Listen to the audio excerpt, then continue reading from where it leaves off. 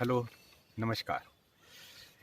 आज मैं ये वीडियो एक पीपल के पेड़ के नीचे बैठकर बना रहा हूँ, आप देख रहे हैं, और इसकी एक ख़ास वजह है।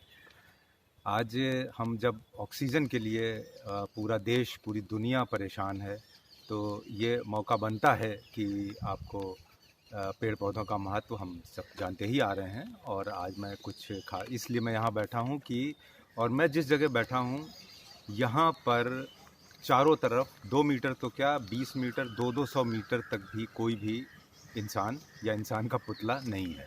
आपको कितनी एक जंगल का नज़ारा है जहाँ पर मैं आया हूँ, और यहाँ पे हमारे शहरों से ज़्यादा भरपूर ऑक्सीजन है। पीपल का पेड़ आप लोग ने सुना होगा या जानते भी होंगे कि और पेड़ों से और जो ट्रीज़ अवेलेबल हैं हमारे, उनसे भी कहीं ज़्यादा ऑक्सीजन देता है। हम ये भी जानते हैं कि जो पेड़ पौधे हैं वो दिन में ऑक्सीजन देते हैं और रात में कार्बन डाइऑक्साइड। तो इन पेड़ों के नीचे, जो कि ये बहुत बड़ा विशालकाय पेड़ है मेरे पीछे जिसके नीचे मैं बैठा हूँ, इस वक्त मुझको कुछ ज़्यादा ऑक्सीजन मिल रही है। अब हम आते हैं, पेड़ों से छनकर बहुत अच्छी धूप आ रही है और बहुत अच्छा खुशगवार सा माहौल है। चलिए मैं अब ज़रूरी बात करता हूँ आपसे। जहाँ पर हम जंगलों में देखते हैं, सब जगह देखते हैं, हमारे देश में नीम का एक पेड़ है। कोई भी शायद ऐसा हो जो उस पेड़ को से वाकिफ़ ना हो, नीम के पेड़ से। और अब जो एक रिसर्च होकर के आ रही है, उससे ये पता चल रहा है कि नीम भी एक पोटेंशियल प्रोफाइलैक्टिक हो सकता है कोरोना वायरस के लिए। अभी हाल में ही एक रिपोर्ट छपी है, हमारे कुछ वैज्ञानिकों ने किसी एक अपने लैब में हिंदुस्तान में ही ये रिसर्च की है। उसके बारे में मैं आपको बताने जा रहा हूँ। पहले मैं बता दूँ, मैं डॉक्टर आनंद अखिला एक प्लांट साइंटिस्ट हूँ। मैंने 30 सालों तक पेड़ पौधों पे रिसर्च करी है, खासकर उन पेड़ पौधों पे जो आयुर्वेदा में इस्तेमाल होते हैं, मसलन नीम, एलोवेरा, कालमेघ, आजकल कालमेघ का भी बहुत जिक्र हो रहा है, गिलोय, इन सब पर मेरे इंटरनेशनल जर्नल्स में पब्लिकेशंस हैं। इसलिए मैंने सोचा कि मैं आप लोगों को कुछ और भी इस बारे में बताऊं। नीम पे मैंने करीबन 10 साल काम किया है अपने 30 साल के लंबे कैरियर में, और तमामों रिसर्च पब्लिकेशन छापे हैं। यूएसए से भी मेरी एक किताब भी छपी इसके ऊपर। नीम, अब हम थोड़ा सा पहले चलते हैं। उस ज़माने के लोगों को ठीक से पता होगा, या आप लोगों को भी पता होगा, कि एक हमारी स्मॉल पॉक्स यानी कि चेचक हुआ करती थी, बड़ी माता भी उसको कहते थे, और चिकन पॉक्स, ये दो वायरस जनित बीमारियां होती थी। लोग बीमार पड़ते थे, बुखार आता था, और अगर हालत बिगड़ जाती थी तो मौतें भी हो जाती थी। फिर फाइनली इसके ऊपर रिसर्च हुई, और उस ज़माने में तो बहुत दवाइयाँ या नहीं हुआ करती थी। स्मॉल पॉक्स 1980 में डब्ल्यूएचओ ने बता दिया था कि वो टोटली इरेडिकेट हो गई। और लेकिन जितने समय तक भी स्मॉल पॉक्स रही, आप लोगों को याद होगा, जो उस ज़माने के लोग हैं, या जो लोग जब फिर भी जानते हैं, कि हमारे गाँव में नीम के पानी उबाल करके उनको नहलाया जाता था, उनके बिस्तर पे नीम की पत्तियां बिछाई जाती थी, नीम का धुआं किया जाता था। और नीम जो है वो एक इस्टेब्लिश्ड एंटीवायरल, एंटीबैक्टीरियल ट्री है। इसकी पत्तियों में, इसकी निबोलियों में, इसकी छाल में बैक्टीरिया को मारने के गुण हैं, और ये बहुत हद तक वायरल अटैक को बहुत जगहों पे रोकता है, कंट्रोल करता है। और ये बहुत अच्छा इलाज कारगर हुआ करता था स्मॉल पॉक्स और चिकन पॉक्स के लिए। चिकन पॉक्स में जो बहुत छोटे छोटे फफोले टाइप के शरीर पे हो जाते थे, उन पे नीम का लेप लगाया जाता था, और लोग बाग ठीक भी हो जाते थे। होता क्या है, जो भी रिसर्च होती है, जब ह्यूमन ट्रायल्स होते हैं, तो जो दवाइयाँ एग्जिस्टिंग होती हैं या नई बनाई जाती हैं, उनके उनके ट्रायल्स किए जाते हैं। इस वक्त जो आप सुन रहे हैं, आइवरमेक्टिन, डॉक्सीसाइक्लिन, हाइड्रोक्सीक्लोरोक्विन वगैरह वगैरह, ये सब नई दवाइयाँ नहीं हैं, ये बहुत पहले से हैं। जब ये कोरोना का अटैक हुआ, तो पॉसिबिलिटी वैज्ञानिकों ने सारी दुनिया में ढूंढना शुरू करी कि हम आखिर ये जो दवाइयाँ हैं, इनको हम ट्राई करें कि क्या इनके अंदर कोई क्षमता है कि ये कोविड के अगेंस्ट भी काम कर सकें। और अभी ये तो पक्की बात है कि इनमें से कोई दवा ऐसी नहीं है जो वायरस को, इस कोरोना को मार सके। ये हमारा बचाव करती हैं ये दवाइयाँ, बहुत लोग इसके विरोध में भी दे रहे हैं।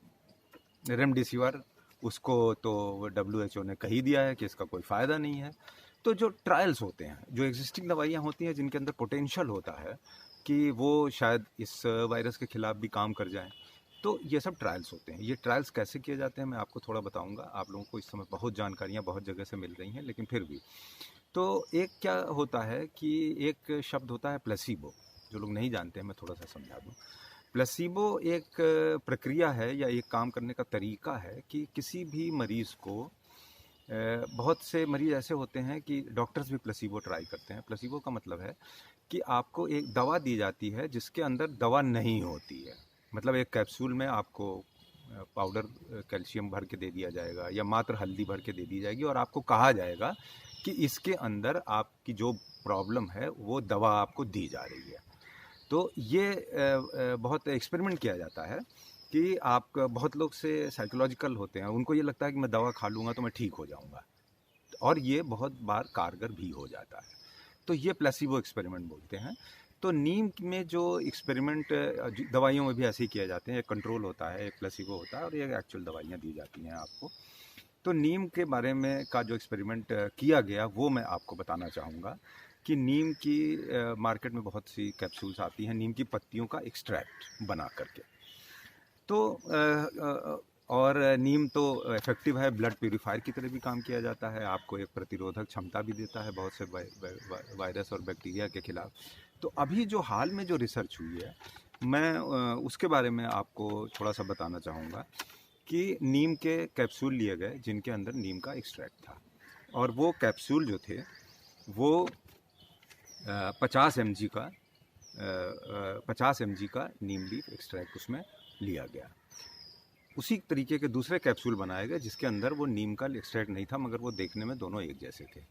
फिर जो कोरोना पीड़ित लोग अस्पताल में भर्ती हैं, जहाँ पे उनको वार्ड बॉय, डॉक्टर्स, नर्सेज जिनको इलाज कर रहे हैं, जिनको की बहुत संभावना है कि कोरोना इन्फेक्शन मरीज से हो सकता है, या उनके रिश्तेदार जो देखभाल कर रहे हैं घर में या कहीं भी।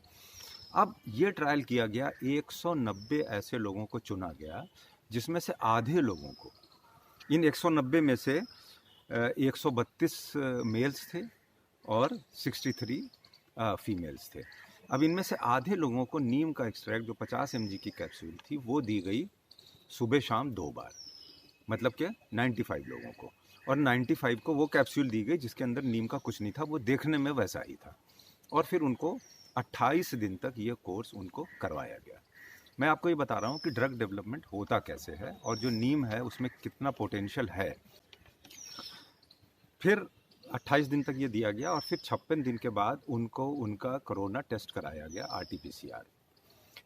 28 दिन तक तो दोनों, उसमें जो रिजल्ट्स बहुत जो निकल करके आए, जो इन वैज्ञानिकों ने, जिनके बारे में बात कर रहा हूँ, इन्होंने अभी अपने लैब का पता वगैरह नहीं बताया है, शायद ये अभी नहीं बताना चाहते होंगे कि कुछ नतीजे और आगे बढ़ जाएं, तब इसको डिस्क्लोज करेंगे, ये पेटेंट करवाएंगे, चाहे मतलब जैसे भी करेंगे, मगर एक दिशा दिखाई है नीम ने कि ये भी और दवाइयों की तरह एक पॉसिबल प्रोफाइलैक्टिक मटेरियल हो सकता है कोरोना के बचाव करने के लिए। जैसे हम बहुत सी दवाइयाँ, बहुत लोग, कोई होम्योपैथिक खा रहा है, कोई कालमेघ की गोलियाँ बिकना शुरू हो गई हैं कि आपको कोरोना से इन्फेक्शन नहीं होगा। अब जब उन लोगों को टेस्ट कराया गया, पाया गया, तो उसमें से 11 लोग पॉजिटिव पाए गए। 190 में से 11 लोग पॉजिटिव पाए गए। उसमें से 8 लोग जिनको दवा नहीं दी गई थी, जिनको नीम की गोलियां नहीं दी गई थी, वो थे। और उनमें से केवल 3 लोग हुए जो कि जिनको नीम की 90 में से 95 में से 3 लोग हुए कोरोना पॉजिटिव जिनको की दवा दी गई थी, और उनमें से 8 लोग हुए जिनको दवा नहीं दी गई थी, नीम का एक्सट्रैक्ट। तो ये, इससे ये पता लगता है कि नीम का एक ये बड़े शुरुआती दौर की रिसर्च है, जो कि एक प्लेटफॉर्म खोल रही है कि इसकी पॉसिबिलिटीज़ देखने के लिए, क्योंकि नीम के अंदर बहुत से गुण हैं और नीम के अंदर जो कंपाउंड्स पाए जाते हैं उनके निम्बोली में और सब जगह, गाँव में आज भी बहुत उपयोग हो रहा है। नीम की निम्बोली अगर जो होती है उसका वो निकाल करके बीजा और वहाँ गांव में खा लेते हैं तो पेट से कीड़े साफ हो जाते हैं। नीम को लेकर के अमेरिका बहुत ज़्यादा उत्साहित रहता है हमेशा। और 1972 में एक अमेरिकन साइंटिस्ट ने ही एक किताब छापी थी, क्योंकि अमेरिका में नीम का पेड़ नहीं होता है। नीम का पेड़ भी हमारा जो पूरा ट्रॉपिकल रीजन है, हमारा इंडिया, पाकिस्तान, बांग्लादेश या इस रीजन में जो ग्लोब में आते हैं, क्योंकि ये गर्मी में होने वाला पेड़ है, यहीं पे पाया जाता है। तो अमेरिकन्स बहुत उत्साहित रहते हैं। वो कहानी इस वक्त बताने का इसमें बहुत समय नहीं है। तमाम पेटेंट हुए, अमेरिका इंडिया में लड़ाई हुई साइंटिस्टों के बीच में कि आप हमारा नीम चुरा ले जा रहे हैं। और नीम के अंदर जो, और नीम खाने से कभी किसी को कोई नुकसान नहीं हो सकता। इसके बहुत से प्रिपरेशंस बनाए गए हैं जो इंसेक्टिसाइड पेड़ों पर छिड़कने के लिए पेस्टिसाइड्स बनाए गए हैं। मैं उस लाइन में नहीं जा रहा हूँ, लेकिन ये बताना चाहूँगा कि नीम आने वाले समय में एक पोटेंशियल प्रोफाइलेक्टिक हो सकता है कोरोना से बचाव के लिए। तो लेट अस होप, अभी तो हम यही कामना करते हैं कि जो वेव हमारी चल रही है, जो सब कुछ हो रहा है, और इस तरीके से कभी मैं ये भी कहूँगा कि मास्क तो लगाना ही है बाहर, आपको सारी चीज़ें करनी है, लेकिन कभी आपका मन ऊब जाता है, आपको लगता है घर से बाहर जाना है, तो बंद गाड़ी में जैसे कि हम बाहर निकलते हैं, आप मास्क लगा के निकलिए और किसी गांव में किसी जंगल की तरफ चले जाइए जहां दूर दूर तक कोई भी नहीं है, और आराम से 1-2 घंटे पेड़ के नीचे बैठिए। आपको भरपूर ऑक्सीजन मिलेगी, आपका मन भी खुश हो जाएगा, आपको थोड़ा डर आपके दिमाग का ख़त्म हो जाएगा। तो दैट इज़, मैं एक मैसेज देना चाह रहा था कि हमें अब आगे किस तरह से, कोरोना तो हमेशा के लिए रहा है, हो सकता है कि आज जो मैं बात कह रहा हूँ वो 1-2 साल में आपके सामने आ जाए और नीम आपको कोरोना से बचाव के लिए एक अच्छा उपाय साबित हो। धन्यवाद।